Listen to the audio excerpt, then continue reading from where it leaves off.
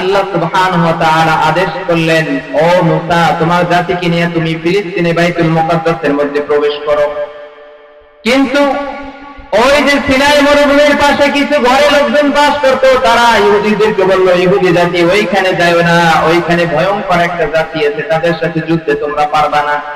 এবার মুসা নবী তার উম্মতরা বলে, না, আমরা যাব না, ওইখানে একটা প্রতাপশালী শক্তিশালী বাহিনী আছে, সেইখানে আমরা যুদ্ধ করতে যাব না। আল্লাহ আদেশ করলে করুক, আল্লাহ আদেশ করলে আমরা যাব না। নাউজুবিল্লাহ বলবেন না? অথচ একটু আগে পৃথিবীর সবচেয়ে ক্ষমতাধর ফিরআউন থেকে তাদেরকে বাঁচিয়ে দিয়েছেন কে? সেই আল্লাহ বলছে, তোমরা ওখানে প্রবেশ করো, ফিলিস্তিন বাইতুল মুকাদ্দাসে প্রবেশ করো। যদি তারা প্রবেশ করতো, বিজয় দান করতেন কে? কিন্তু তারা বলে, না, ওই জায়গায় আমরা যেতে পারবো না।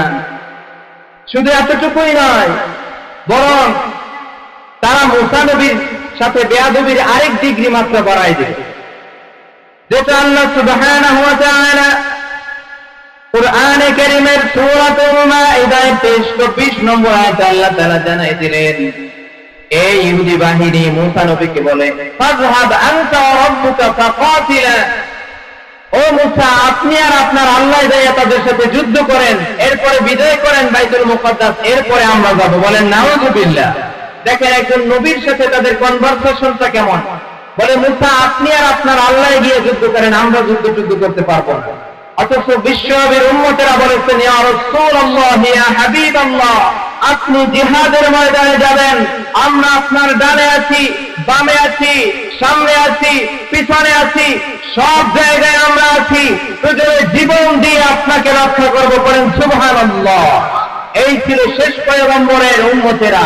আর মুসা নবীর উম্মত ওই বনি ইসরাইল, ইসরায়েলি ইহুদি জাতি, তারা বলে, নবী, আপনি আর আপনার আল্লাহ যায়া যুদ্ধ করেন, আমরা যুদ্ধ করতে পারবো না। বলেন নাউযুবিল্লাহ। এবার আল্লাহ তাআলা জানাই দিলেন, যাও, তাহলে তোমাদের 40 বছর পর্যন্ত আর বাইতুল মুকাদ্দাসে তোমরা ঢুকতে পারবা না। 40 বছর পর্যন্ত তোমাদের উপরে বাইতুল মুকাদ্দাস হারাম করে দিলাম। আল্লাহর সাথে তোমরা এত বড় কথা বললা, আল্লাহর যুদ্ধ করতে বলেছো, 40 বছর বাইতুল মুকাদ্দাসের দিকে আর তাকাতেও পারবে না।